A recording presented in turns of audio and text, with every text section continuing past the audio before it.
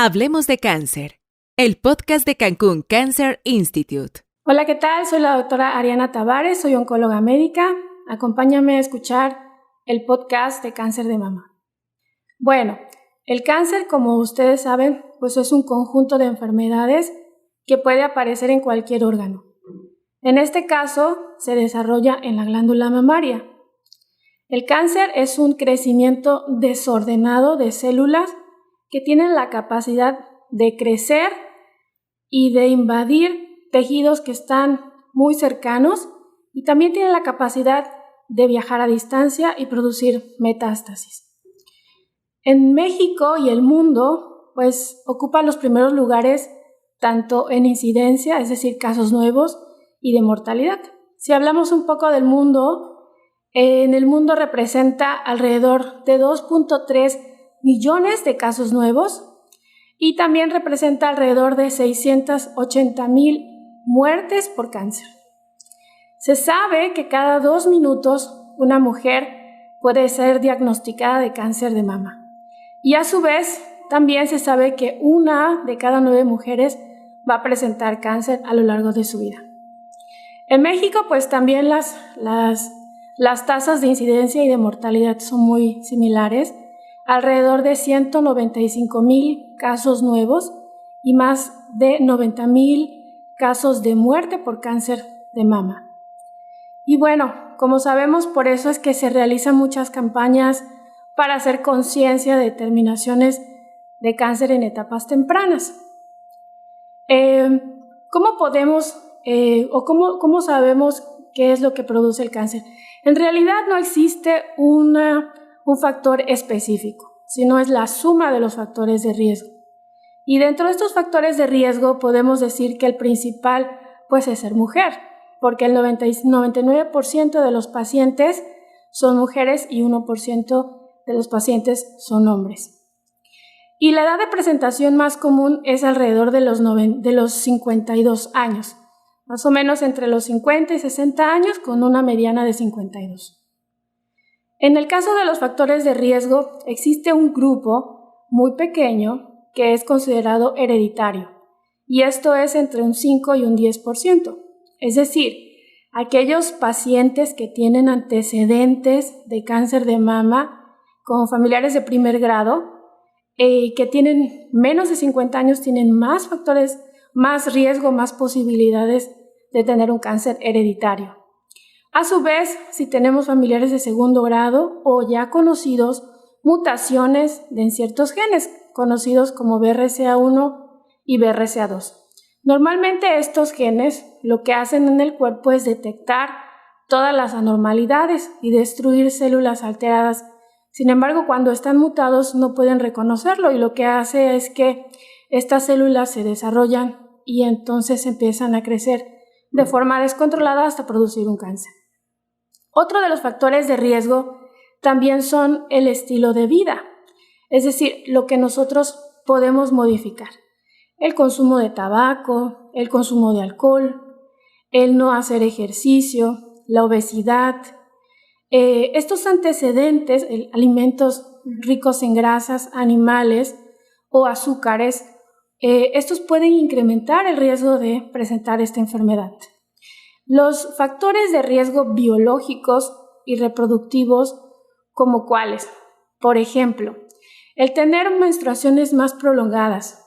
Aquellas mujeres que inician una menstruación menos de los 12 años o que tienen menstruaciones después de los 52 años, se llama menopausia tardía, también el riesgo es incrementado.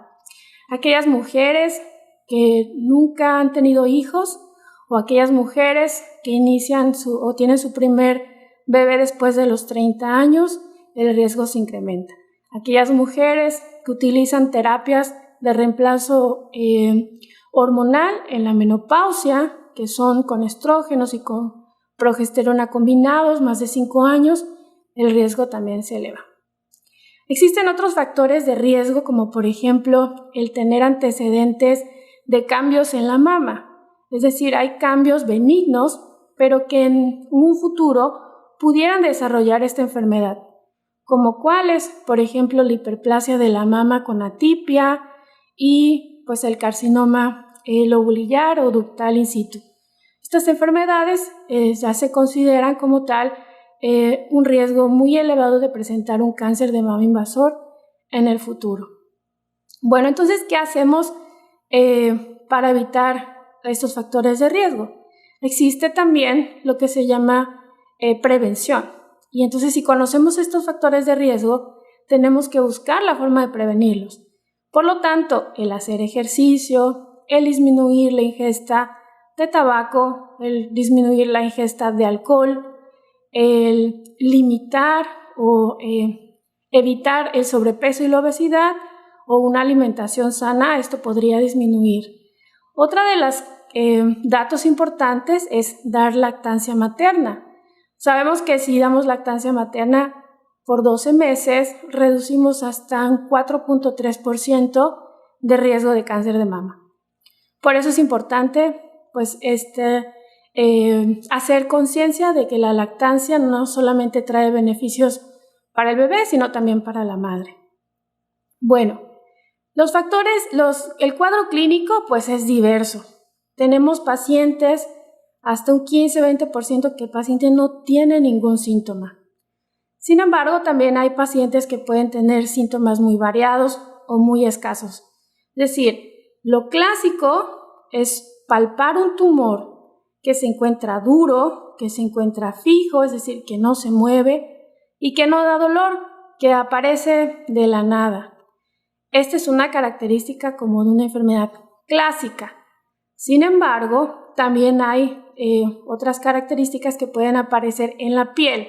Es decir, aquellas lesiones o aquella mama que tiene protuberancias, que se puede ver un tumor, aquella mama que tiene la piel muy gruesa, que es irregular, que es asimétrica, que tiene porciones rojas, calientes, o que tienen como aspecto de piel de naranja, son características también clásicas.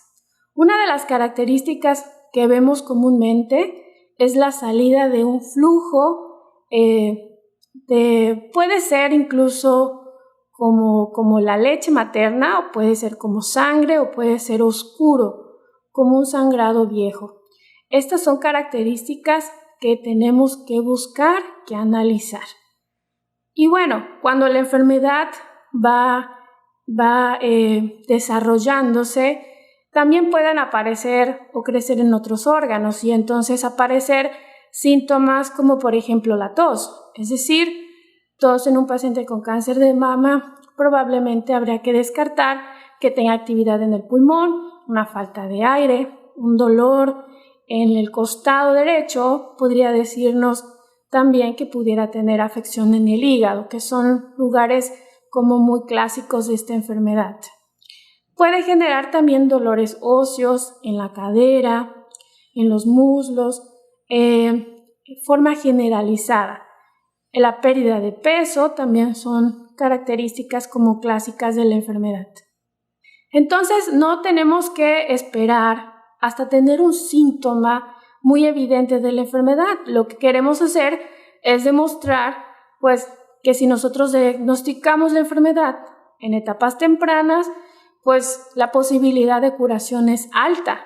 Un paciente que se diagnostica en una etapa inicial es un paciente que tiene una supervivencia de más del 90%. Una paciente que se diagnostica con una enfermedad de la mama grande con actividad en la axila, pues la supervivencia se reduce hasta un 50%.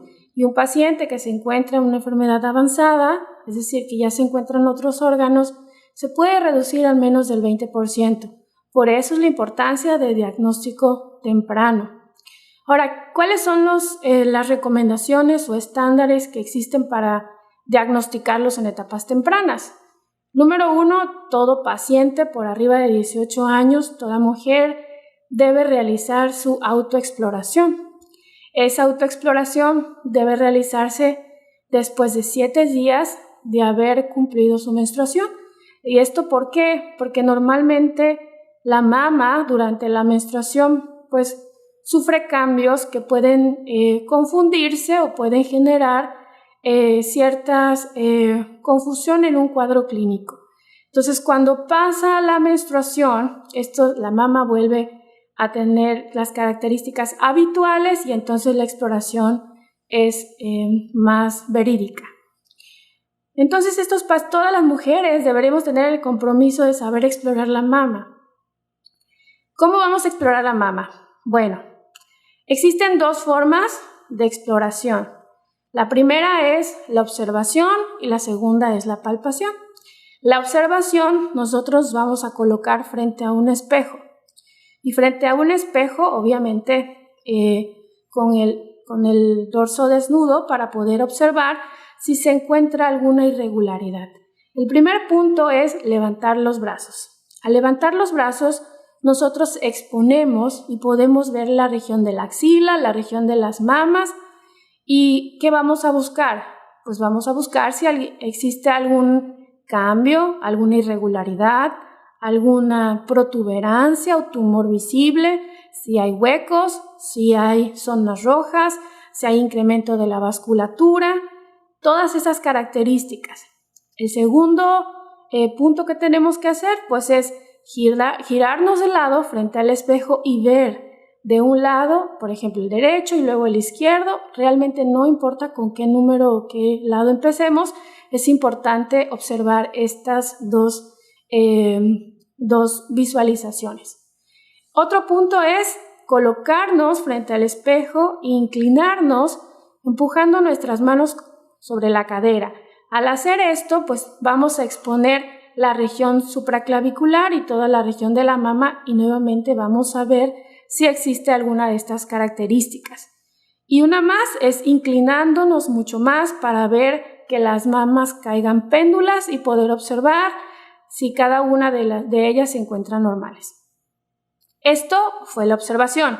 Ahora la palpación es en esto podemos utilizar, puedes estar sentada o puedes estar acostada. Normalmente deberíamos utilizarlo o hacerlo durante el baño o después del mismo. ¿Qué vamos a hacer? Número 1, pues lo que tenemos que explorar es con la mano contralateral a la mama que estamos revisando. Es decir, si queremos explorar la mama derecha, tenemos que utilizar nuestra mano izquierda, los dos deditos, los pulpejos del primero y del segundo y del tercer dedo de la mano, es decir, el índice y el medio. Y con esto vamos a trazar líneas que van de la parte externa a la parte interna, de arriba hacia abajo, hasta completar toda la mama. Otra de la forma de la exploración es hacer un círculo que va haciéndose cada vez más pequeño, que empieza de la parte externa de la mano y que termina o culmina en el pezón. Esos círculos van a ir abarcando toda la mama. Otra forma de explorarlo también es imaginándonos las manecillas del reloj y entonces revisar en la manecilla a las 12, a la 1 y así viceversa hasta finalizar y completar toda la mama. Primero de un lado y después del lado contralateral. Y bueno, si nosotros llegáramos a encontrar algo, entonces acudir en ese momento a una valoración médica. Esto tenemos que hacerlo, se los recuerdo, cada mes, 7 días después de haber completado la menstruación, y aquellas mujeres que ya no menstruan, hay que hacer un calendario y una vez por mes hay que hacer nuestras revisiones. Otras recomendaciones es a todas las mujeres después de los 25 años debemos de acudir con un personal que sepa explorar la mama, un personal calificado. ¿Por qué? Porque no es lo mismo una exploración o una autoexploración a una exploración de un médico. Normalmente un médico puede detectar lesiones mucho más pequeñas y poder identificar un cáncer en etapa muy temprana. Por eso es importante que una vez por año, a partir de los 25 años, acudamos a esta revisión. Y después de los 40 años, toda mujer debe realizarse una mastografía y un ultrasonido. Son estudios complementarios, es decir, no es uno u otro. ¿Por qué son complementarios? Porque básicamente el ultrasonido aporta información a la mastografía y con esta información que se determina entre ambas se puede hacer una clasificación y de acuerdo a esa clasificación nosotros poder saber si requiere algún estudio adicional o requiere alguna intervención. Pongamos un ejemplo. Voy y me hago un estudio de la mastografía y el ultrasonido y resulta que me dan una clasificación. La clasificación se llama BI-RADS, ¿ok? Esa es una clasificación que permite identificar hallazgos en imagen y nos permite saber dos cosas. Número uno, de acuerdo al número que nos den en esa clasificación, que va del 0, 1, 2, 3, 4, 5 y 6.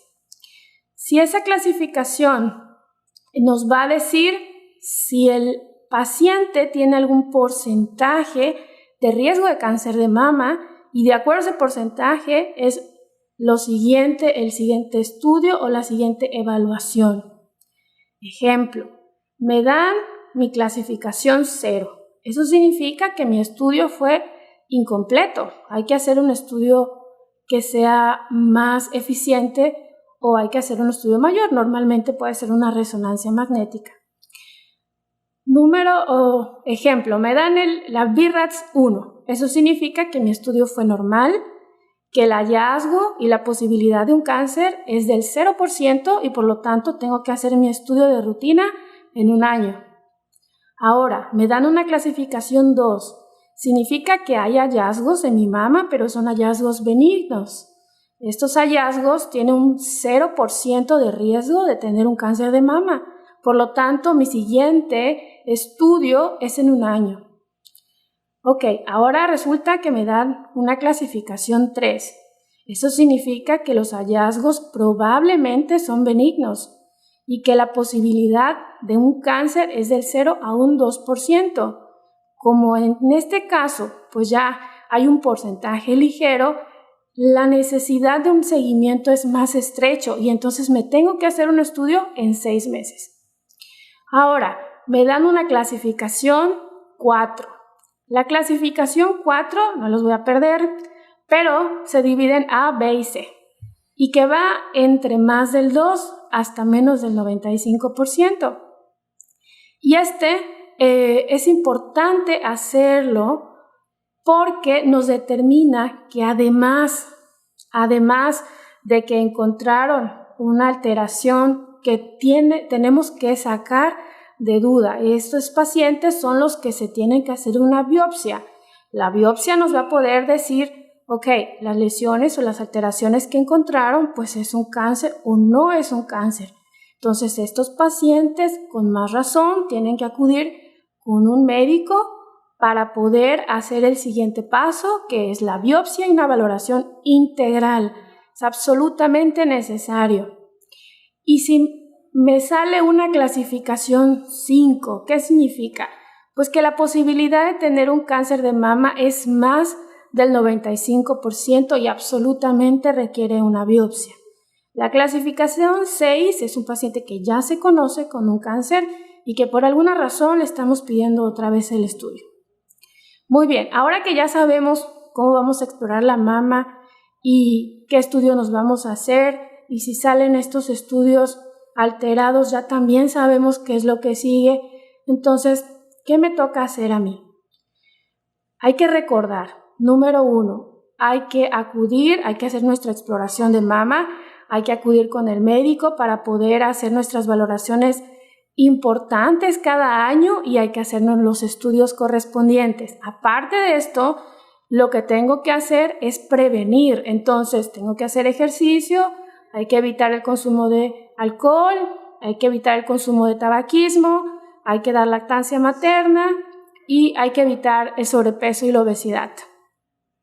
En cuanto al ejercicio, lo recomendado pues es alrededor de 150 minutos por semana, que básicamente son 30 minutos por día por 5 días. Y esto es importante hacer un ejercicio moderado, trotar, caminar, bailar. También se considera un ejercicio moderado y nos ayudaría a prevenir el cáncer. Y la alimentación, pues hay que evitar alimentos que ya conocemos, que tienen mucho riesgo, hay que comer alimentos nutritivos, variados, suficientes y sabrosos, ¿ok? Es importante esto. Si alguno ya tiene un diagnóstico con cáncer de mama o las clasificaciones como tales nos orientan a un cáncer de mama, pues es importante que acudas con un oncólogo para que empieces y determines la enfermedad. Acuérdense que todas pacientes, aunque tengan la misma característica clínica, pueden tener un cáncer de mama diferente. Por lo tanto, es importante saber hasta dónde llega la enfermedad, qué etapa clínica tiene, qué características tiene este tipo de tumor, porque hay cánceres de mama que tienen un comportamiento totalmente diferente. Unos que tienen una evolución muy rápida o que no responden a tratamientos o que hay que tratarlos de una manera diferente o especial. Es para esto que necesitamos toda esta información. Entonces, pues quiero recordarles que es importante hacer nuestras valoraciones y recordarles que el cáncer de mama puede ser curable si se detecta a tiempo. Muchas gracias. Hablemos de cáncer, el podcast de Cancún Cancer Institute.